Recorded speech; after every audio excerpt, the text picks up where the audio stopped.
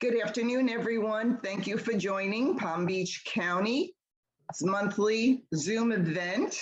We have our special guest today, John Dalton, the CEO of Optimum RTS. He'll tell you a little bit more about himself, and without further ado, John has a great presentation for you, so I am going to turn it over to him. John, welcome. Thank you for being here. Yeah, of course. Thank you so much for asking me to come and share some information. I'm really, really honored and really pleased to do anything I can do for Encore and helping our folks here in Palm Beach County. I believe a big part of my business model and just my personal belief is to help advocate for our seniors in the community. I've been doing so for over about 20 years.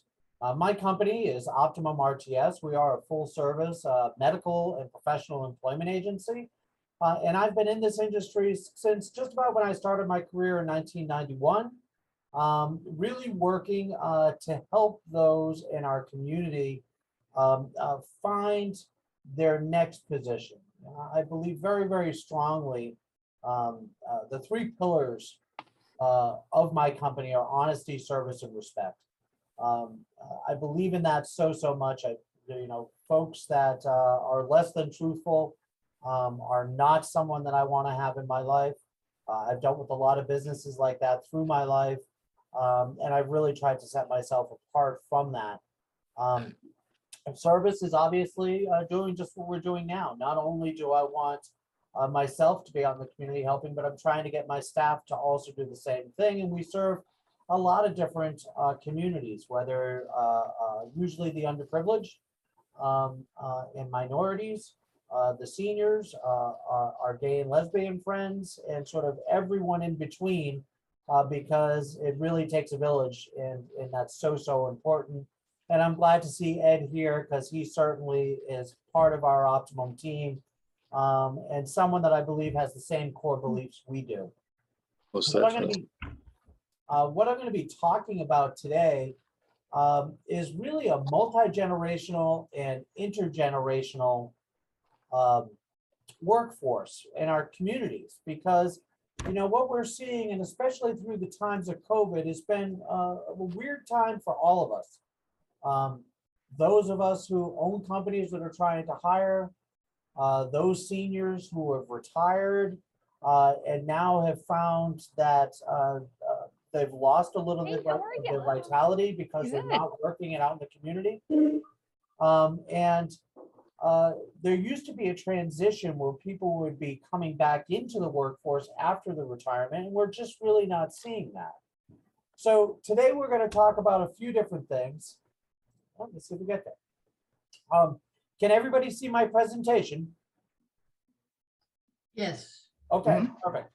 So what we're going to look at is, first we're going to talk about and define what a multi-generational workforce is. I think it's pretty self-explanatory, but usually when I'm giving these lectures, I always like to go ahead and start so that we all have the same basic understanding and definitions of what it is we're looking at.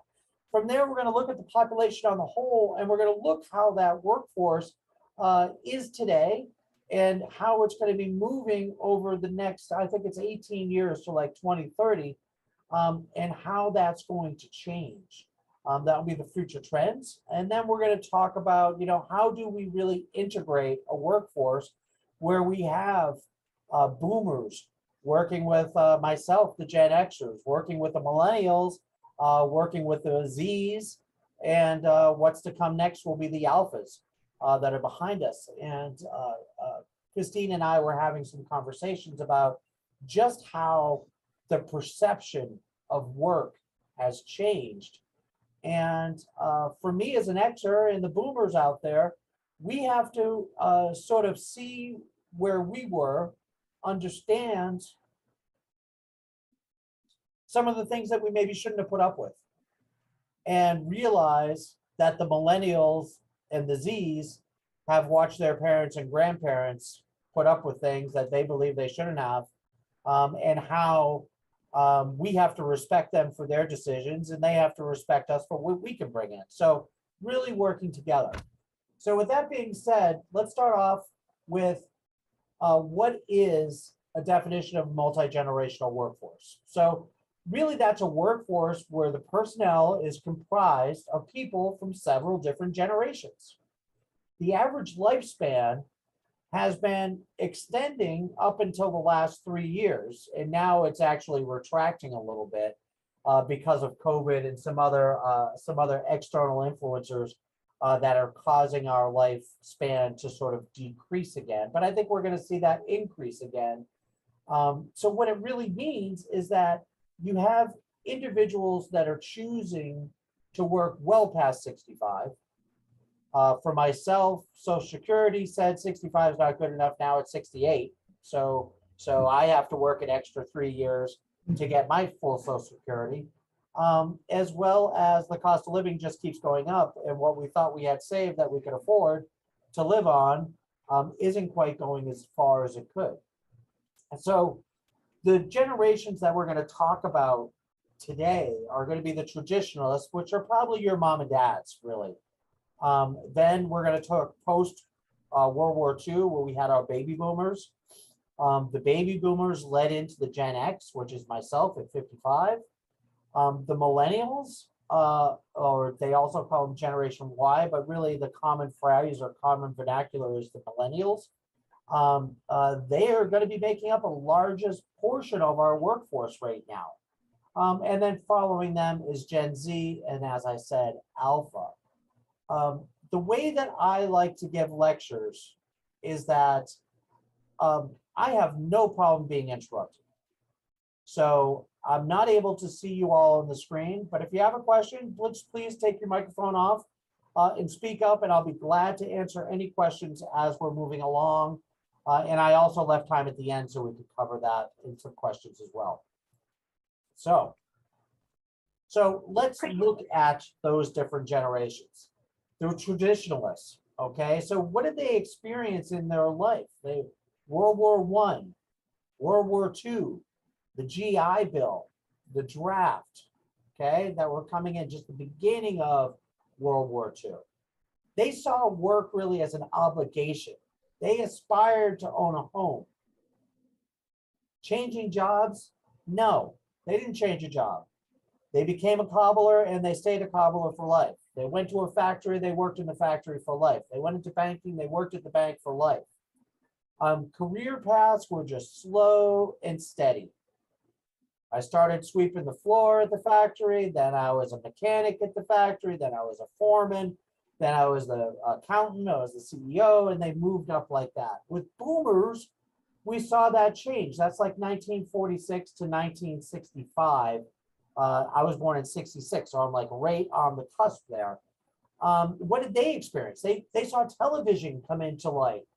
They saw the moon landing. They had Watergate that came around, Vietnam War. Those are all things that really went ahead and affected their lives. My brother's a boomer. And those are things that I remember as a very young boy. He was scared about being drafted to go to Vietnam, and he had all of that other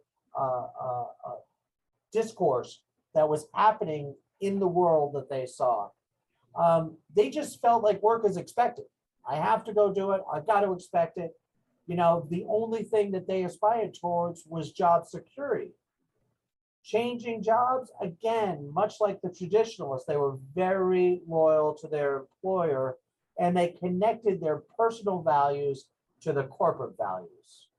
So they let the businesses decide what their values were going to be. And the two were connected very, very very closely.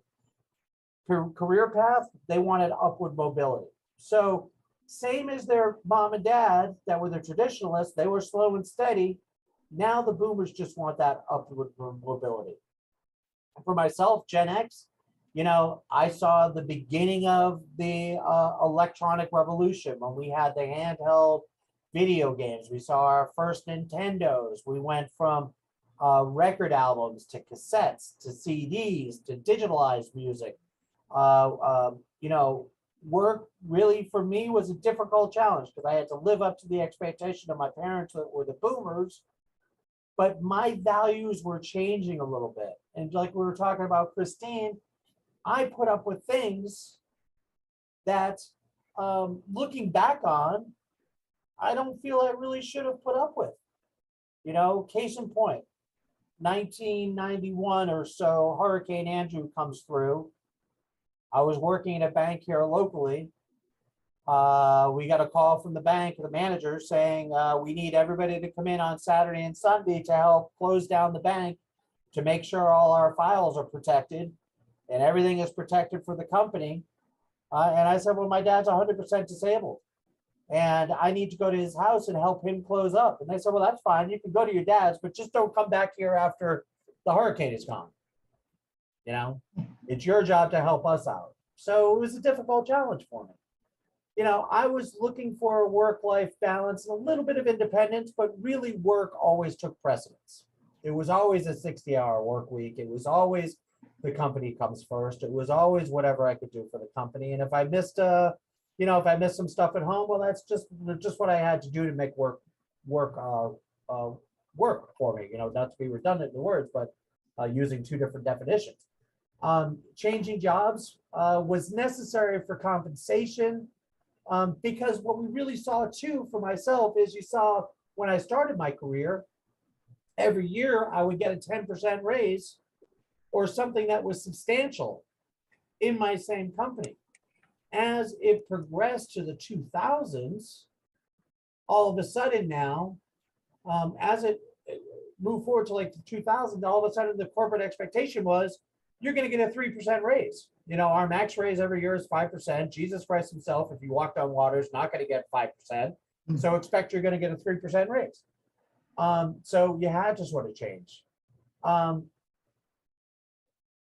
Career paths, you know, we wanted to stay on our same career path, but it was a need to know and options now. Once we get to the millennials, there's a big change that comes along. Millennials had natural disasters. Diversity was coming in. Mobile technology is huge. My daughters, who are Gen Z, which they're calling Gen 2020 in this, I asked them what a busy signal was when they were about 10 years old, and they had no idea what it. I don't know, Dad. Is that the look you give me when you're doing something we try to bother you? Was literally their answer. They had no clue because you know, call waiting and everything else was there. For millennials, work is just a means to an end. Changing jobs, they expect to change their jobs. Career paths is switch frequently and fast. Why? The only way for a millennial to move ahead with a company is to go from one job to another job to get that 10% raise. Think about what a 3% raise is. If you're making $100,000 a year, you get $3,000 spread over 26 pay periods, minus taxes. Thanks for the $78, guys. Most people are making $50,000 or under. 50,000, you're making 15. You get a $1,500 raise. Thanks for the $30. 30,000, I mean, the only way for them to make money and have their financial ability grow is to switch your job.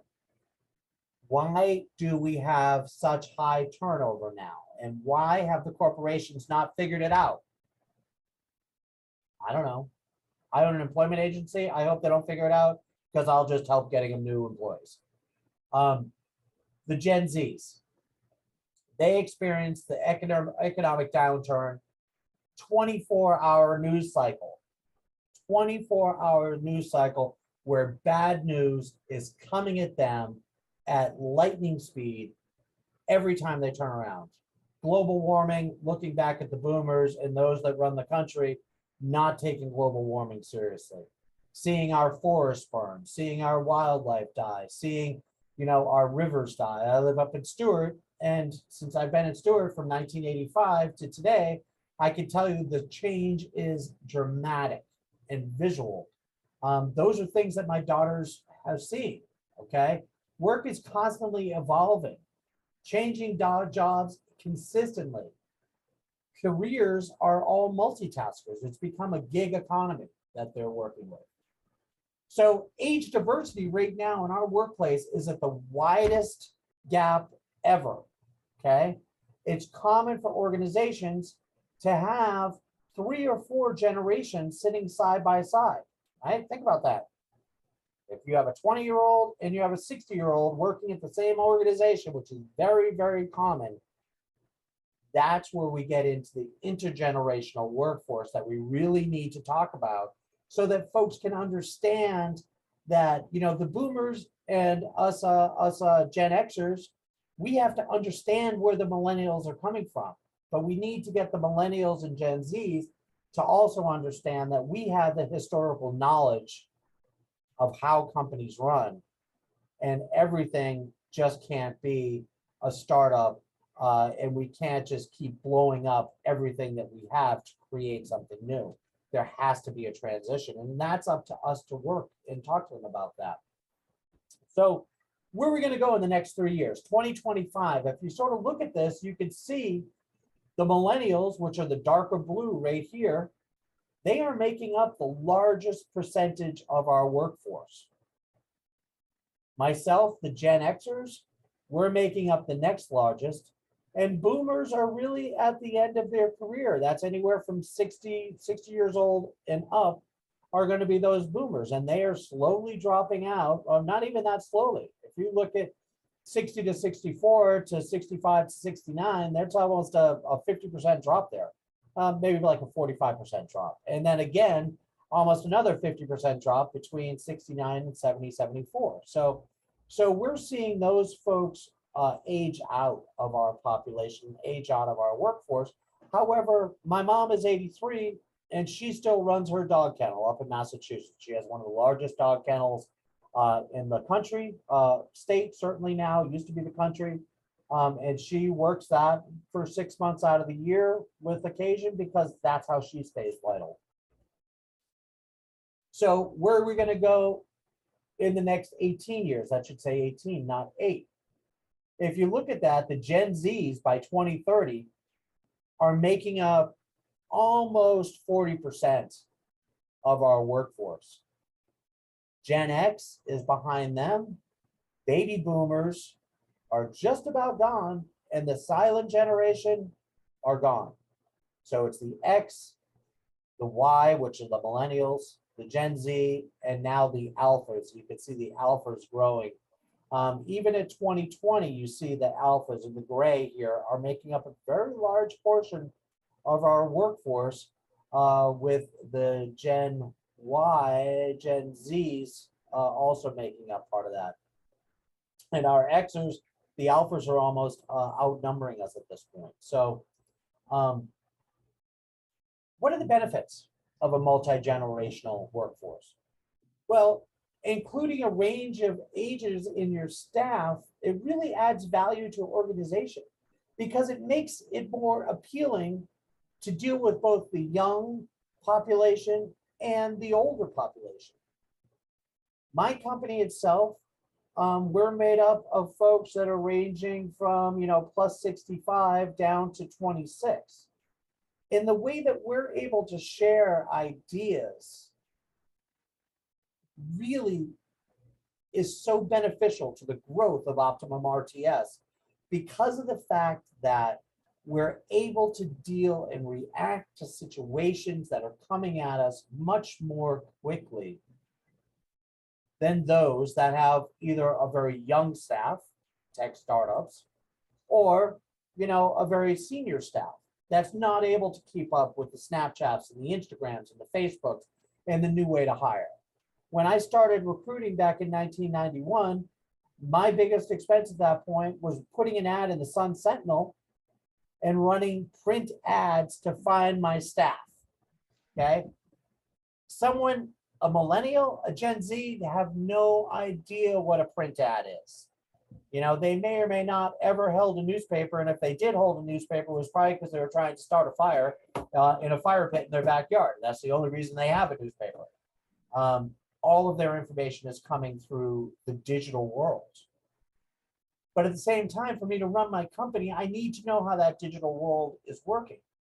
So the knowledge of our senior staff can talk about how to negotiate a contract, and talk about how to persuade an employee to take this position or take that position, and be able to see what's coming down from the actions of our clients that are going on, and predict what's going to happen much quicker than my millennials and Gen Zs. They don't see it coming. They haven't lived those same experiences. So it makes it very, very difficult for them. So there's a huge benefit for that multi-generational workforce. But for us here in this room that are on the top end of that age range, you know, being Xers, being boomers, and maybe some into the traditionalists, we have to understand the value that we bring in, but we also have to understand the value that the millennials and Zs are bringing in.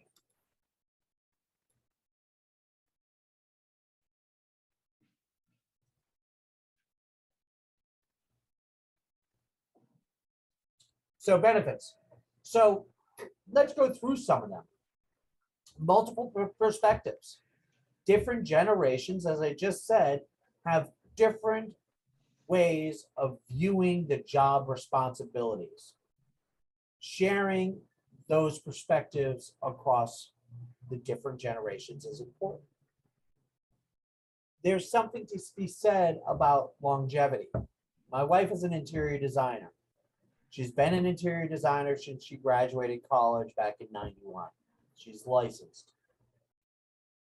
She's grown her career year after year after year after year, and she's become very successful at what she's done. However, she's tired with interior design, and she wants to go do something else. And we talk about that. And we're like, well, you know, honey, you can do whatever you want to do, but understand you're a senior project manager in the company you're in now. You're making a very good salary. And if you decide you want to go work at a yoga studio, you're going to be a brand new yogi making $15 an hour. Are you going to be satisfied with that $15 an hour? Maybe there's a way we get you out of the interior design and continue to grow on that path so you can turn your $50,000 salary into a $60,000 salary, instead of becoming a yogi and turning your $50,000 salary into a $20,000 salary. We understand that because we had to have that stability in our growth. Millennials are switching jobs willy-nilly. Today I'm a waiter, tomorrow I work at a lawn service, the next day I'm a medical assistant. By doing that, they're continually restarting. And even though you may have got a little bit of a raise from going from being a waiter to being a cook, or from being a cook to working at a lawn place, that caps out and that growth will stop. So it's up to us to let them know, hey, you know, you could switch jobs, but stay on the same path. So you're getting better. And we can teach them that. Problem solving abilities. That's really, really great because we have good analytical brains. But I can ask my 26-year-old staff a question and she or he can have the answer back to me within 3 minutes. That I can't do that because I just don't have those technological skills to be able to reach into Google and be able to find this information as quickly. So they have something to teach me. Learning and mentoring.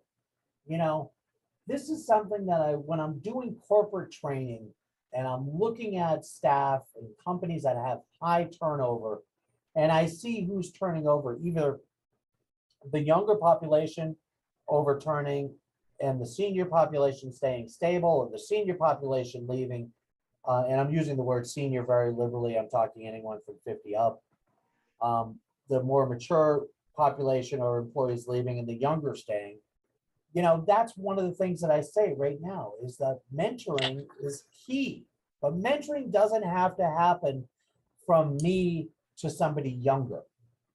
Somebody younger can mentor me on how to use Google. on how to use Facebook, on how to use Snapchat, on how to use Instagram. So that helps bring your team together so that there's mutual gain on both parties, and you can have that mutual respect. Knowledge transfer and retention. We have been in business for a long time. Everybody here in this room has been in business for a long time. We understand that time kills deals. We understand a lot of things about how the business is going to go, how deals are made, and the process it's going to take to get from a phone call to a product going out the door, whether it be a service, whether it be a product, whatever it might be. We understand that, and we're able to keep that. It's like if any of you ever worked with a nonprofit organization, you know, why do you keep an immediate past president on your board? Because they have the knowledge from the past 6 years, 8 years, however long they were president. So when someone says, hey, let's do this, they can say, we've already done it. And this is what happened when we do it. So that's very, very important to be able to have that when we're working with that. Oh, sometimes this goes fast, I apologize. So 5 multi-generational management practices. You want to build teams, and you know, we go back to middle school. You have a boys' table and you have a girls' table. And the boys don't sit with the girls, and the girls don't sit with the boys, and the boys talk about boy things, and the girls talk about girl things. And they don't mix. Well, you know what? When you're in the workplace, it's the same thing, except it's not all based on sex. Many times it's not based on a person's sex, you know, not to be confused. But you'll see the more senior staff sitting with the more senior staff talking about senior things. And you see more of the junior staff sitting with more of the junior staff talking about, you know, night clubbing and video games and all of these other things. So as leaders, what do we have to do? We have to break the natural tendency of us all going off into our own peer groups and only staying with our peer groups.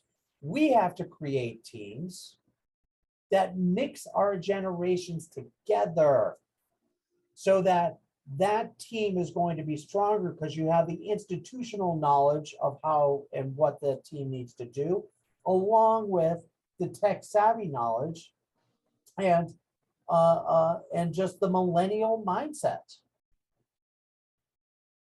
Put it together. You know, younger employees can help provide guidance and insight with innovation, technologies, and strategy. The knowledge transfer can lead to greater collaboration and more innovative ideas. My ideas are stale. My ideas are stale because I've been working my ideas for 30 years.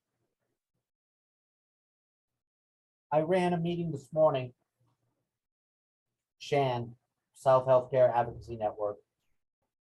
And when I started off, we were talking about leadership. We were talking about networking. Leadership, really. And I think I used the quote pretty much that, you know what, I'm a pretty darn smart guy. And I've been in healthcare a long time. And I understand home care. And I understand skilled facilities. And I understand the different needs of our senior population. But I am no smarter than anyone here in this room. And if we took the 8 or 10 people that are with us right now, and we took our institutional knowledge and put it together, now we're a force to be reckoned with. Because together, me and Christine are super smart. And then you add in Miss Kettle, and now we're wicked smart. And then you put Ed Brueggemann in, who's the chief hugging officer of all of Palm Beach County, and everyone loves him and can get our message out. Oh my God. We become unstoppable. But we have to understand that we have to break the natural cycle that's happening. And many times our senior management whether they be a more senior person or a younger person, will only associate with those same folks within their organization as well. So what does a leader do? A leader has to lead from behind. A leader doesn't tell people what to do. A leader shows people what they can do. So if you're a leader of an organization and you're talking to the younger folks in your organization, or if you're a younger leader and you're talking and associating with the older people in your organization, isn't that setting the tone for everybody else in the organization to do the same thing? Because really, don't we all just want to follow? Really, don't we all just want peace and harmony? You know, that's what a leader does. And that's why we're going to build teams with mixed ages.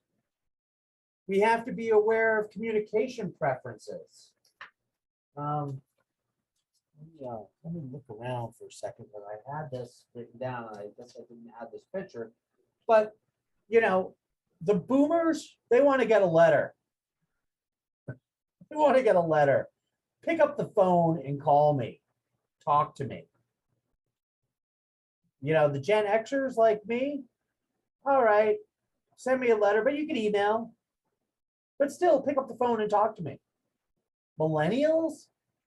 Oh my God, sending a letter in writing? What is that? No way. What am I ever going to? You're going to get an email. Don't ever expect to get a letter. I don't really want to call you. I'm probably just going to text you. When you get to the Z's, communication is out the window. I look at my two daughters who, you know, I love more than life. They don't have any communication skills whatsoever. They will not pick up a phone and call their friends. They will constantly misread what's going on because they have it in 180 characters or less. They just do. I say, you know, what's going on? I don't know. I don't know. People didn't answer me yet. I'm like, well, pick up the phone and call them. Oh, no, I can't pick. You know, people don't want to be called. People don't want to be called or talked to, you know. So when we're working in our offices, we have to expect to get texts from the younger folks in our office. And if we want to communicate with them, we're probably going to be better off texting them than we are calling them. I run an employment agency. I help people get jobs. You would think that if I'm calling you to say, hey, I have an interview for you to go on, you would call me back. You know what? They're not going to call me back because they never even listened to the message. They never even heard the message. So what we do now is we will text everybody first because everybody will text us back quicker than giving a call or sending an email. So it's like a text first, an email next, maybe a phone call to get in touch with somebody.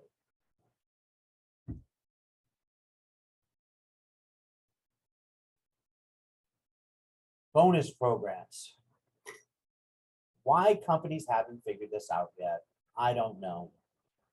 But as I said, let them stay dumb because they keep coming to me because they're losing their staff and they don't know why. It costs anywhere from $5,000 to $8,000 to replace a person in your company, whether you do it on your own or you do it through me. Then the training program that goes along, and then making sure they're part of your team goes along, making sure all of that is going right.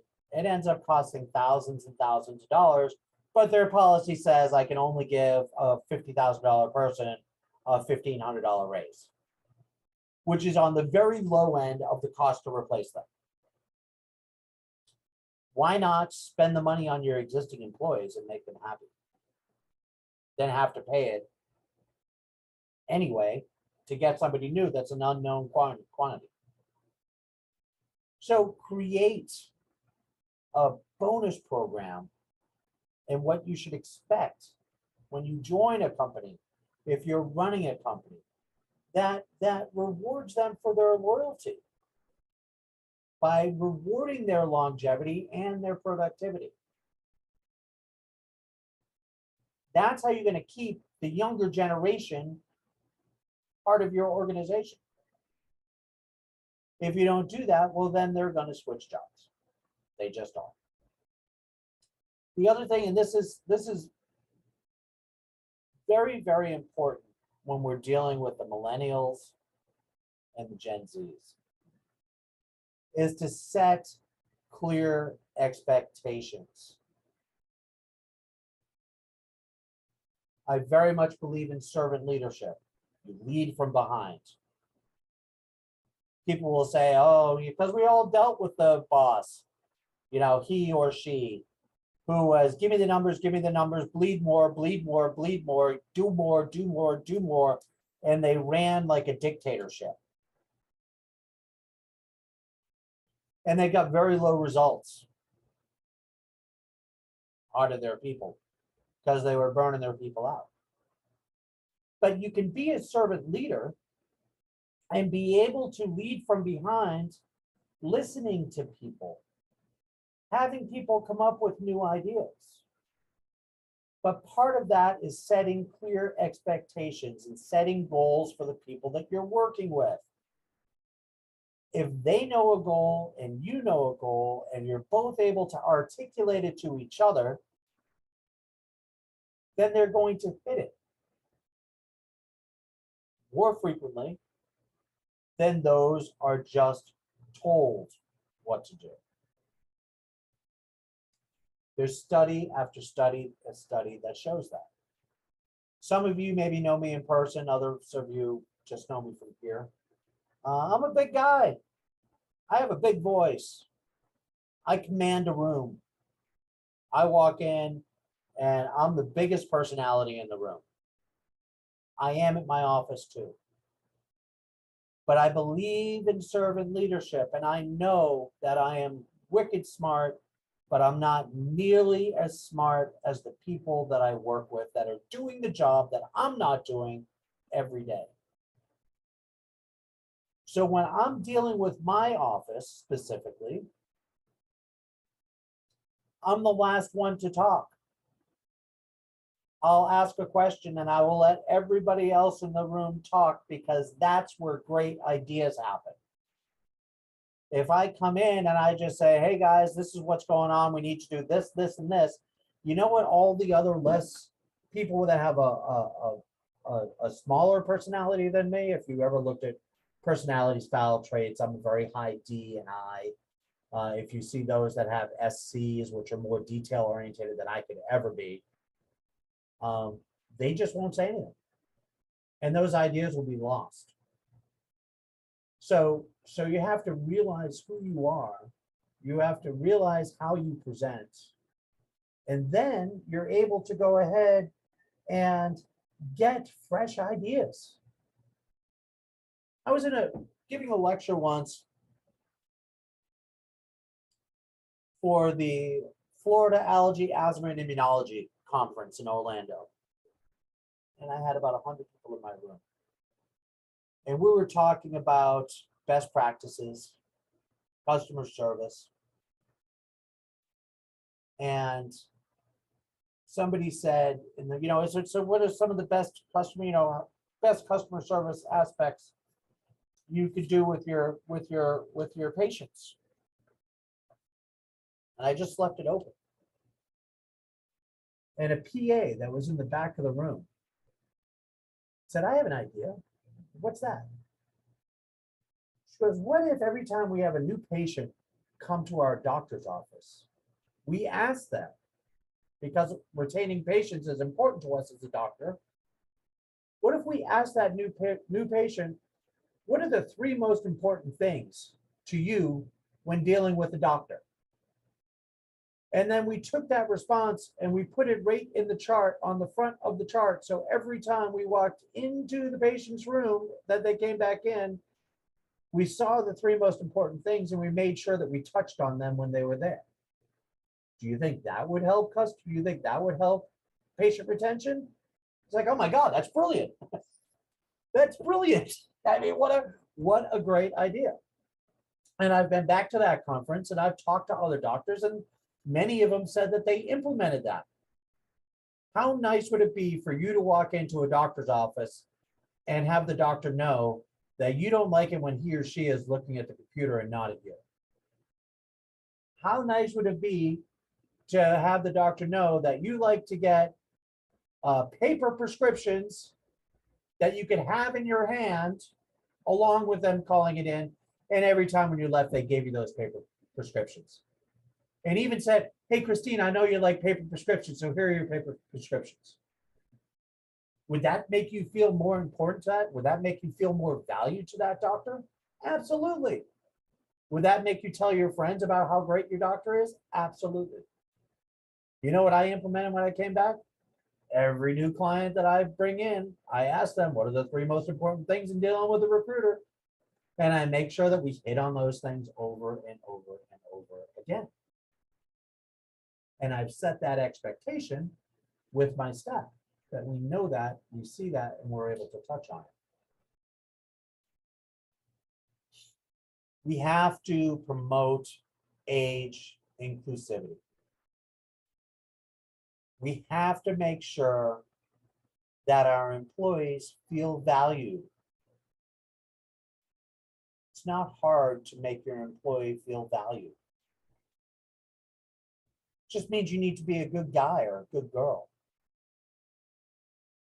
Woman, there are no girls in business, excuse me. Every time I go to a networking event, I pick up pads, or I was at the networking event today. They had green beads on their the green beads on their table, and chip clips on the table at Barrington Terrace. I grabbed 5 green necklaces and 2 chip clips. I came back to my office. I gave all the women in my office a green, happy St. Patrick's Day, thinking about you guys. Hey, you know what, Julia? You're buying your first house. You know what every person needs in their house and you don't even know you need it yet? Here's 2 chip clips. Because you will have a bag of something in your cabinet that you would love to be able to lock up or put a chip clip on. So here's something that you're thinking about.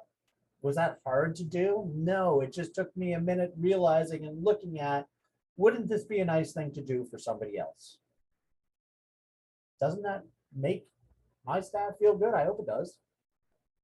Did it make me feel good that I was thinking about them? Yeah, sure.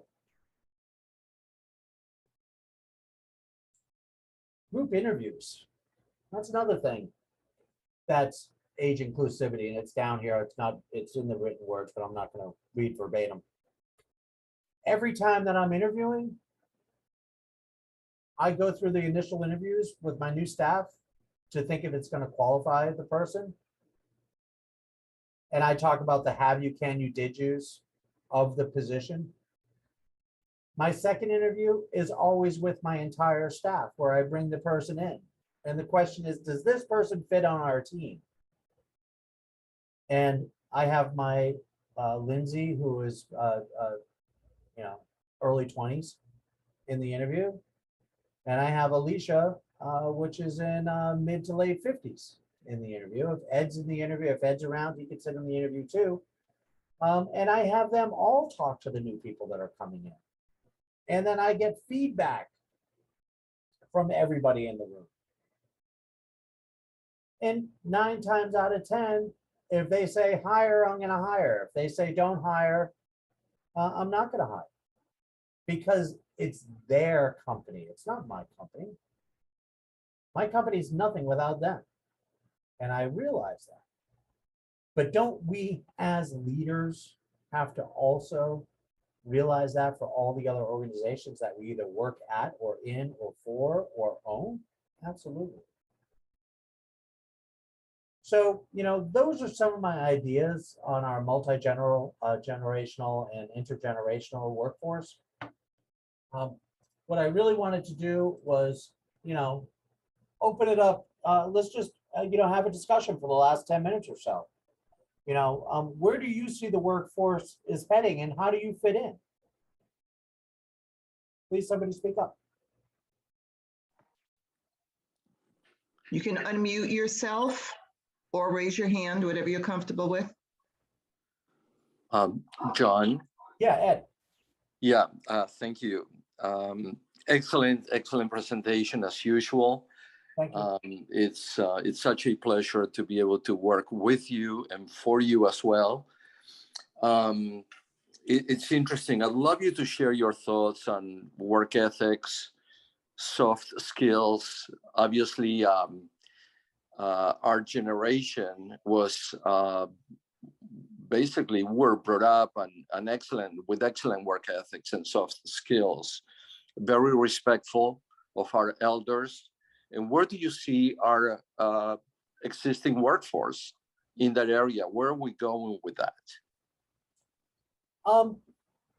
You know what? That's a really great question. It's a really great question. And the immediate answer that comes to mind that you hear that becomes stereotypical, I see that somebody made a chat comment, Christine, if you could see if that was a question. It says excellent presentation. Thank you. Oh, thanks. So the easy thing to jump to is to judge people by our own life story and to say those millennials, they're lazy. They don't want to work.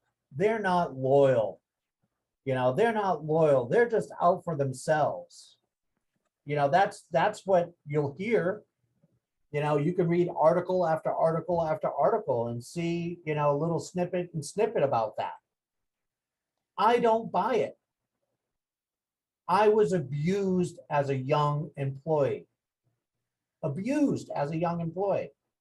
Put your head down and bleed more. Don't help your dad, help us. Interview, the company doesn't call you back.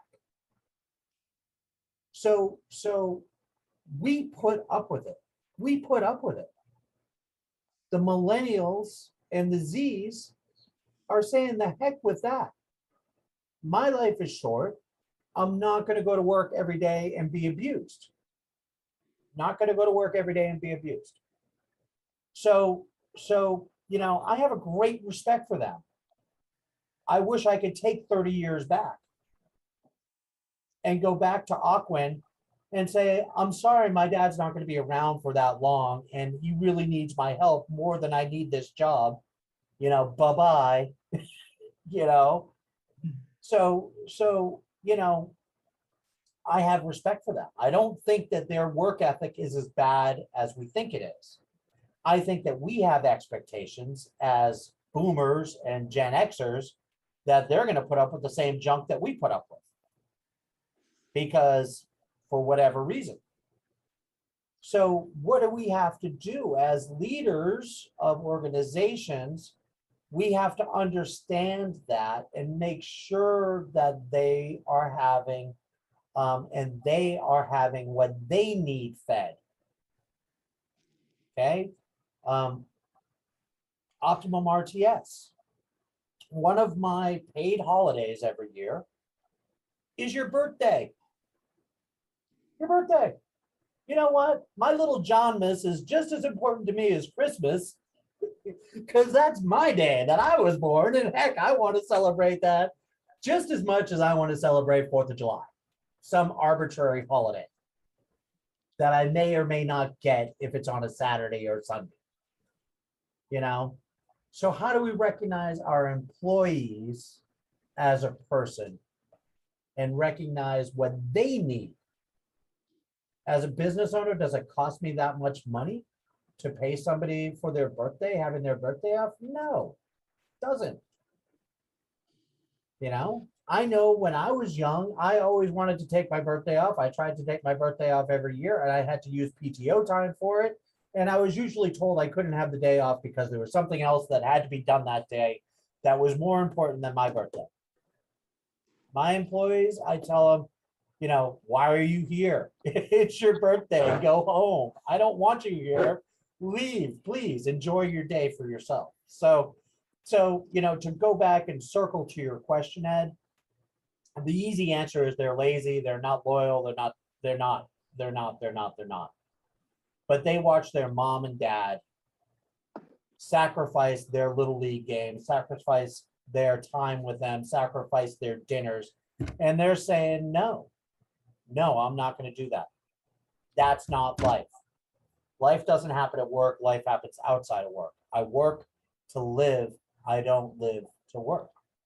So the sooner as Gen Xers and boomers, we realize that, the more we're going to see how to get the production that really needs to have and make a more harmonious workplace for ourselves as well. I see you want to say something. Thank you, John. Thank you for reminding me. Now you owe me 2 days since I've been working with you. No, in any case, no, I was thinking mostly or sometimes as to the people that schedule interviews. They do not show up. They do not have the courtesy to call saying something's happened. Can I reschedule this interview? You know, I just cannot understand that. And obviously, I'm old-fashioned in many ways, in many respects. But that's something that's my pet peeve that bothers me a lot. I know that you're not like this, Ed. I know that you're not like this. However, many companies have had interviews with employees and never called them back to say they didn't get the job. That's true. Many people have sent resumes in and never gotten a call saying they got the resume. So didn't we sort of set the expectations on the corporate level for what we're getting back now? You know, isn't this like a weird form of karma? You know, for years we did it to the employees because it was an employer-based economy and we didn't have the respect for the employees. Well, now the employees are doing, they're just giving us back what we gave them for years. Yeah, but two wrongs doesn't make a right. I just don't understand that. I know that I've been wronged by the company, but it's me. It's how I was brought up. I don't know. I'm different, I guess. The hardest thing for me to learn as a leader and a manager is that people aren't going to act like I act. Right. Yeah. Lower your expectations. This is Kathy, and I just wanted to share because I can identify. I'm 72 years old. I'm still working. Love my career. Had a phenomenal experience. But exactly what you just said, you need to lower your expectations because the whole world functions differently and has different values, which exactly what John was going through the whole presentation. I was blessed to go to work for Hewlett Packard HP in 1978. So I have been living the values of the millennials since 1978, but I'm 72 years old. And all I can tell you is when I'm with my peers in other industries, not high tech, I really struggle in my dialogue with them because they have that boomer mentality. And it's just a very, very different world. And first you have to say, I value myself and me. And do I want to work in an organization that doesn't want to work with me? Right. And that's the first thing I say to myself, because I've been interviewing for a year now. And, I'm living in a different place. I'm not in a high tech world. All of that is gone. And I'm really struggling. But the first thing I say to myself is, do I want to work with a company that doesn't want to work with me? And that's how I approach every interview, every dialogue, and every position that's offered. Good. Yeah, I agree with you 100%, Kathleen. I would make one little modification. I don't know that I would phrase it like lower your expectations because that has a negative connotation to it. I would try to change that and reverb it to something just to understand the people we're talking with. Because I'm not going to say that my expectations are lower because you're a millennial. My expectations are lower of you because you're a millennial. I think that it's just we have to understand where they're coming from and not have to lower our expectations because my expectations of myself are my expectations of myself. And I can't put the expectations of myself on somebody else. I have to understand what their expectations are and either accept it or not accept it. But I don't know that I would lower my expectations. But I agree with you wholeheartedly. Yes, thank you, John. That makes good sense. As you said those words, it became clear to me that I do not understand their values, and Right. therefore I completely just, back away. So, but what you're saying is learn to understand the values of the younger generation Right. and try to find that middle point that is going to accommodate both. When I talk to my daughters and I talk to my staff, I have little catchphrases. And one of them is you have to ask the question you don't want the answer to. And you have to say what's hard to say. But if I don't ask the question I don't want the answer to, I will never know the answer, and it will always just be me in my head trying to figure it out. Do you want to date me or do you not want to date me is a conversation I have with my 16-year-old. Not, this constant cat and mouse game going back and forth, which is, fun and teenage, blah, blah, blah, blah, blah. But you have to know where you stand at work. When we have clients, do you want to hire this person or do you not want to hire this person? Do you want the job or do you not want the job? I don't want to hear from a client that they don't want to use my company anymore because they think that I'm not that good. So we won't talk to them, and you stay away from them because I don't want to hear them say, I don't think you're very good. But if I don't ask that question, I won't know that they think I'm not very good. And if I don't know that they're not very good, they think I'm not very good, I can't ask the follow-up question. What is it about my service that makes you think that? Excellent. Right? So we have to ask those questions. So when people are not calling us, and I lecture a lot at the colleges, and I ask the kids, why is it that you guys just don't show up to interviews? And their answer back is, because I go to interviews and they never call me back anyway. So what does it matter? So true. So it's like, okay, well, then there you go. Okay. Wow.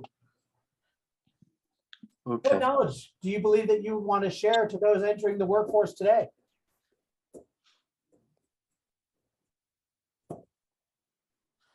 John, would you be willing, this is Carolyn Kettle, would you be willing to share your email address? I had a couple of questions I could share here, but not to take everybody's time. Could connect with you with just a couple of quick questions. Sure. Carolyn, do you have a pen handy? I do. It's J as in John, Uh-huh. Dalton, DALTON, Yes. at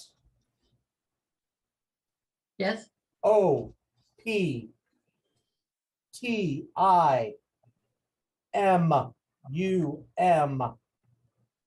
R for recruiting, T for training, S for staffing.com. JDALTON at optimumrts.com. Thank you. You're welcome. Yeah, and I just put it in the chat too. You have been very, very interesting and helpful. And kudos to Encore for keeping up their good bar of giving us really good insight on these programs. Well, thank you, Ms. Kettle. Thank you, Carolyn. Actually, Rosemary Nixon, our founder, had raised her hand. We can't finish up without Rosemary speaking to you. Rosemary, go right ahead. Well, I try to wait till everybody else has asked their questions, but I'm not going to wait for forever.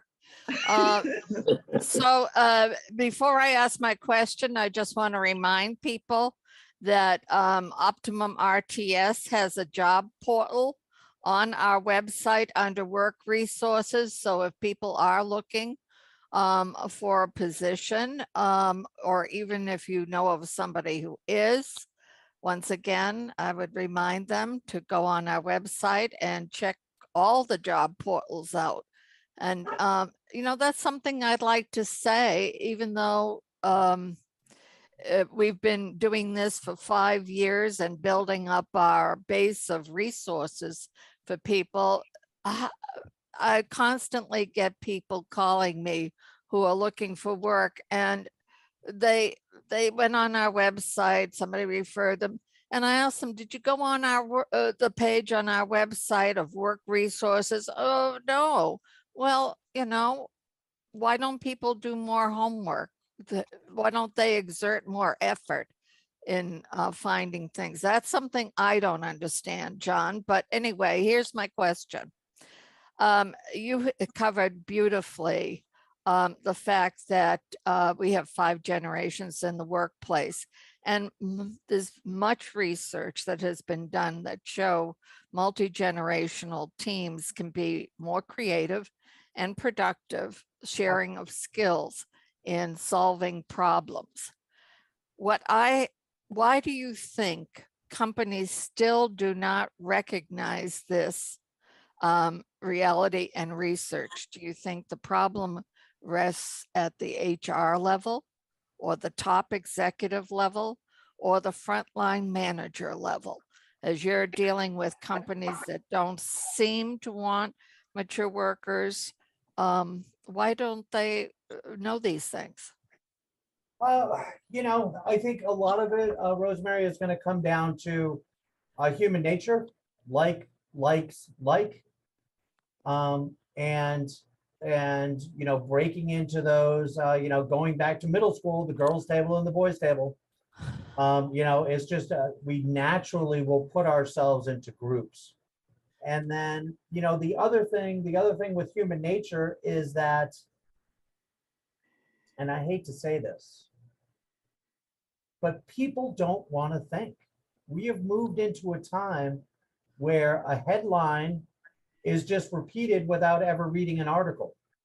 And it takes a lot of thought to think how we can make our company more multi-generational friendly and the benefits of that, versus saying, oh, millennials are lazy, so we don't want to hire millennials, or the old, they're just too tired, they don't want to work anymore. Because that's an easy thing to say. And it takes me no thought to say it. And I'm just repeating what I've already heard anyway, because I saw it on Fox News that millennials are lazy. They're just lazy. I saw an article in Time magazine that, oh, they don't, it's their fault they're not showing up, but nobody is asking the hard question. And nobody wants to have to think that hard. They just want to go through their day and just have status quo over and over and over and over and over again. It has to be a change in mentality from sort of everyone, whether it be HR, whether, HR could say, hey, a multi-generational workforce is great. If your frontline manager doesn't buy it, it's not HR's fault, it's your frontline manager. Your frontline manager could be saying, hey, I would love a foreman that's been doing this for 30 years. But HR is going, hey, you know what? Someone that's been doing it for 30 years, their healthcare is way too costly, and I can't have them on my health insurance. So, we don't know where the variables lie that cause that type of thinking takes time, right? Thinking takes time, and people don't want to spend any time. We're in the time of instant gratification. So I think that's a lot to do with it, Rosemary. So we just really have to get people to understand the value of that multi-generational workforce, because us, Gen Xers and boomers, we are certainly no more valuable to an organization than the millennials and Zs. But conversely, they're no more important to us. But likes. So if you have a young company run by young people, who do they want to hire? They want to hire young people. So John, your goal is to find candidates that meet the expectations of employers. Yes. And so how much time can you really spend on trying to educate or change people's thinking, or have any influence in, let's just say, the value that mature workers bring to the workplace? And as you mentioned, the value of retaining mature workers, because it costs a lot less money to keep good people than it is to keep finding new ones. I don't know. Tell my clients that, Rosemary. I mean, I learned that 100 years ago. I don't know why other people don't seem to understand that. Well, it's Rosemary, I'm going to give you a story from just this week that is not about an older worker or a younger worker. But it's, my tagline is, it's my job to understand your job. And I have a home care company that's looking for a recruiter to help them find CNAs, HHAs, and maybe LPNs. And he's looking for somebody that has recruiting experience, has understanding of what home care is, and what an HHA, CNA, blah, blah, blah is. Well, I had a resume come through for a woman who worked at Burger King and another fast food restaurant, not Chick-fil-A. And she's been a recruiter for those franchises, finding burger flippers and front end checkout people and, workers for McDonald's. And she's been successful in it. And I called my client and I'm like, here's a woman who understands recruiting for low wage workers, understands recruiting for high turnover workers, doesn't have healthcare, but you can teach her what a CNA is.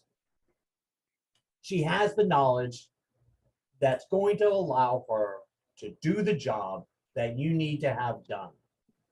She got hired, even though it wasn't what she was looking for. So with all of my clients, that's a company that actually hires me to find someone. I continually do that. Here's Rosemary that has 30 years of experience. You're going to love her for this and this and this. You're not going to like her because she doesn't have this or that, but here's why you should hire her. John, you've touched on a very important subject, and that is the transferability of skills from one area of work to another. And I find when I meet with people who are looking for work, they don't really understand how their skills are transferable to another area of work. And it sounds as if you make the effort to help both the job seeker and the employer see that transferability. Right. I really try to do that, because I experienced it in my life when I, all through my early, late high school years through college, I worked at restaurants. Some were nice restaurants, fine dinings, Chateaubriands and table-type Caesar salads. Some were, fast food type restaurants. But when I got into the corporate world, it was up to me to say, yeah, you're going to see that I'm a waiter. But I've dealt with multiple personalities. I've dealt with the worst of the worst, the best of the best. I've had to multitask. I've had to, count money. I've had to do this. This is the best customer service training that you're ever going to get from somebody for this particular position. And this gives me the ability to do A, B, and C, even though you're not going to see it on my resume. So I had to do that starting with myself, and then, wash, rinse, repeat. Once you see it and how it works, then you start to see it everywhere. What makes Optimum RTS special is that even though I have specific job orders for specific people, many times somebody will come to me for this position. Well, Lindsay Bolton, she's one of my superstar great employees. She called me for an HR job, a temporary HR job. And I talked to her about that job. I'm like, no, you don't need to be there. You need to be here.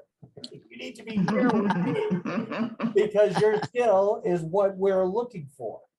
And it totally flummoxed her at the time. She's like, whoa, who's this guy? Why is he doing a bait and switch? Is this some sort of, but that happens all the time. Somebody comes to me for one thing. I'm like, no, you don't want that. You want this, right? Because this is the person that's looking for you. And just like this week, when my home care company said he wanted that, I said, you don't want that. You want this. Because, my wife would say, trust your interior designer, trust your doctor, and trust your recruiter. If I'm telling you this is a person for you, this is my profession. I do this all day long. So we just have to get people to understand that. And usually if you tell them, they'll learn.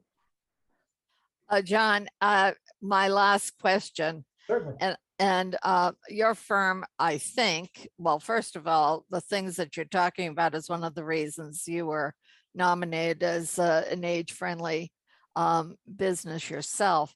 Thank But you. your firm specializes in the medical area of staffing, I believe, although you do other things. Yes, And ma'am. this is a growth area in our economy here in South Florida.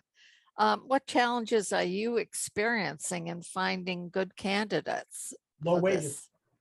Low wages, yeah. You know, but you know, I have to look at it from both sides, because I run a small business too, and I know what my bottom line is, and I know what the cost of my employees are, and I know my ability to add revenue to my top line. You know, but if you're looking at someone that's making $15 an hour, that's, you know, Christine and I were talking about this earlier. $15 an hour is $600 a week. $600 a week after taxes is $487. You know, let's have lunch every day for $10. That's $50 there. So now we're at $437. Let me put my kid in daycare. That's $200 a week. Now I'm at $287. You know, let's add a little bit of gas on there. Now I'm at $200. So for $200, I'm going to go work for 40 hours for some guy or gal that's treating me like, you know, a piece of dirt, that I'm their slave, you know, or they can go out and they can drive Uber and they can make $200 in a night and be with their family all day and not have to pay for daycare. What would you do? You know, that's what we're facing right now. But as a business owner, I don't have the ability just to raise my rates. You know, my workers' comp went up by $1,000. The cost of my ads is going up exponentially. The cost, everybody, you know, I say it to my office all the time because I have full disclosure with my office. I let them know where we are. Everybody has their hand in my pocket. Everybody has their hand in my pocket. So it's tough on both sides, and somehow we need to find an equilibrium. And so I think that's one of the hardest things right now. And then, as Ed said, you know, we have people that if we set up 30 interviews, only 15 are going to show. We lose half to just no show, no calls. You know, but I have that built into my day, and I have my team. You know, we double book our interviews because we know that 50% are going to drop off, so that way we're staying productive, and we're getting the ones that are consistent. And my clients, typically, when people come to us and we sell them on a position, the likelihood of them going to the next interview is much, much higher. So I'm saving my clients that time as well. But I think wages is the big thing, Rosemary. Thank you, John. You're welcome. I am going to ask for everybody's help. Next Thursday night is a very big night for Optimum RTS. For the third year in a row, we have been nominated for the Best of the Best Employment Agency here in Palm Beach County. We've won the last 2 years. This would make our three-peat. So I need everybody's happy thoughts, prayers, best wishes, warm thoughts, happy thoughts, whatever you could do. Send them out to the world, because I certainly would love to be best of the best again.